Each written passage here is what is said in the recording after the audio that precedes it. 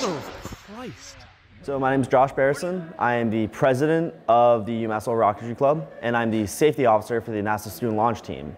My roles include managing the overall club and making sure everyone's safe, as we are launching rockets and it can become very dangerous. When I was in the second grade, it goes all the way back, my best friend brought me to a rocket launch in Amesbury, Massachusetts, and I was hooked since. It's been around 13 years since I went to my first launch there, and I'm still going, and the fun hasn't stopped.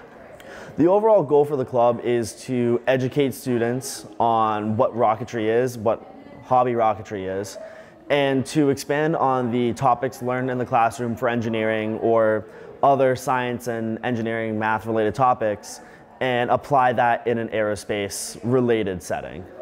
There's a lot of different types of rockets in hobby rocketry. Everyone has like their different niche. There'll be people who try to do disappearing acts. Those rockets will pull like 100 G, they'll pull 100 times the force of Earth gravity off the pad. And they're called disappearing acts because one second they're there and the other second they're not. They're a mile into the sky already. There's also load lifters. A load lifter will be, at least I call them load lifters. It'll be something like Peregrine Explorer. It'll be like Astrohawk 2. They're designed to carry a payload up to an altitude. And then there's also high performance rockets like From Terror with Love that are designed to go very high and very fast. We minimize drag. They're typically going well over the speed of sound. Rockets like that. A lot of space shots are high performance vehicles. People can keep up with the UMass Lowell Rocketry Club on our Instagram, our Twitter, and our website. I'm literally in the middle of an interview. That was Andrew, one of our payload engineers. My name's Andrew. I'm a junior mechanical engineer here at UMass Lowell, and I work on the mechanical systems of our payload subsection for the rocket. So right now we are in the Lawrence Lynn Makerspace. This is our makerspace at UMass Lowell, and it's really kind of a safe haven and a home for a lot of the mechanical engineers here on campus. It's also where we build all of our rockets. We have all of our design meetings here and do everything that there is to be done essentially regarding our rockets. It's also where we have all of our manufacturing tools to be able to 3D print the necessary materials, laser cut wood. We do all of our painting and our fiberglass layups here. We do any sort of machining that we need in the CNC shop that's directly behind us. The red and blue rocket behind me is Astrohawk 2. It's Astrohawk 2. There was Astrohawk 1. Astrohawk 1 was built by the club in 2018. There was a critical issue with the recovery system on that flight, and it ended up crashing. And it was damaged beyond repair. It's in one piece, but there's a lot of cracks along the vehicle that just make it non-flight worthy. And in 2022, me and the old president, Aiden Skidmore, we built Astrohawk 2. I flew that in April 2024 for my level 2 certification.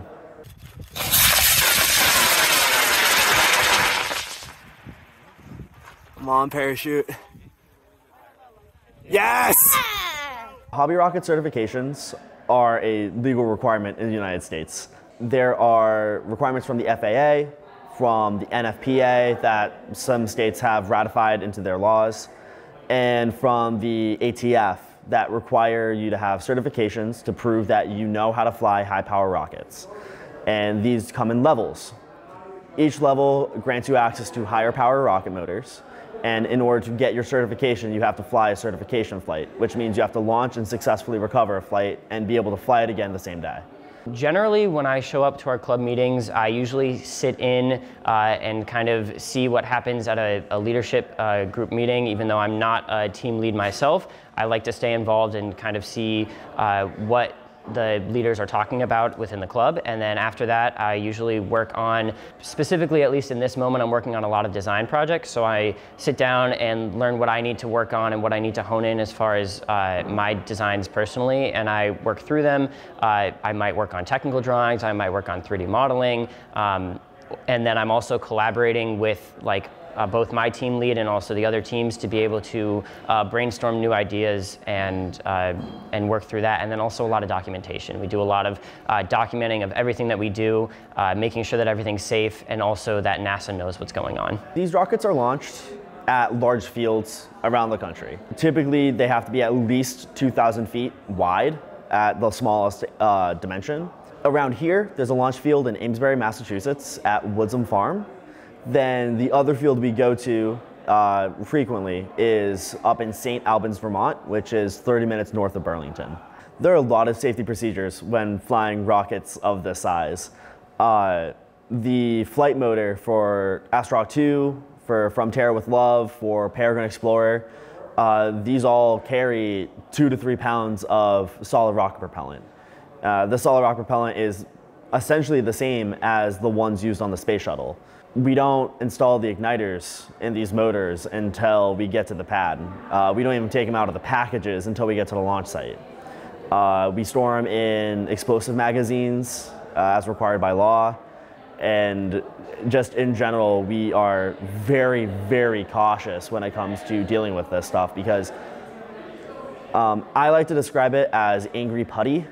The propellant is a gray, essentially a gray plastic that burns really aggressively and will catch fire if you look at it the wrong way. Competition for UMass Lowell Rocketry specifically is really interesting because at this moment in time, we're still kind of an up-and-coming team when it comes to the competition space. So we don't have any direct experience, at least recently, with competing in competitions for space launch. So this is a super exciting time for us to kind of get our feet wet and learn what it's like in a competitive environment. But so far, we've had a lot of fun seeing what other teams are working through and their faults and where they failed prior so that we can kind of learn from their mistakes.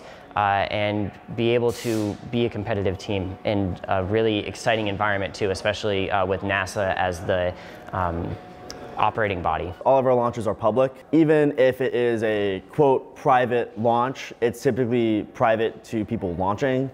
Spectators are always encouraged. We love having spectators. We love talking to people. Every single one of the engineers and members of the team are really enthusiastic about this project, and they love talking about the work that they're doing, and they will talk your ear off. They talk my ear off, and I'm the president of the club. But the launch schedules are typically public. The club in Amesbury is Central Massachusetts Space Modeling Society, or CMAS. The club up in Vermont is the Champlain Region Model Rocketry Club, or CRMRC. And we also post our launch days when and where we're going to be launching on our website. If you're a student at UMass Lowell and you're interested in anything mechanical design, you're interested in electronics or computers or programming, and you want to find a really awesome group of people to be able to hone in your technical skills and learn what it's like to work with other types of engineers, UMass Lowell Rocketry Club is certainly a place that you will find a home. People can keep up with the Rocketry Club at UMass Lowell with our Twitter, our Instagram, and our website. Our handles are Riverhawk Rocketry on Instagram, RH Rocketry on Twitter, x.com, whatever you want to call it. And our website is www.umlrocketry.org. On a Narrowtech single use J425, 10-second delay, expects 1,800 feet, main at 350, redundant at 300, Stratologger and RRC 2 plus altimeters. High power pad C going up in 5, 4, 3, 2, 1, lift off.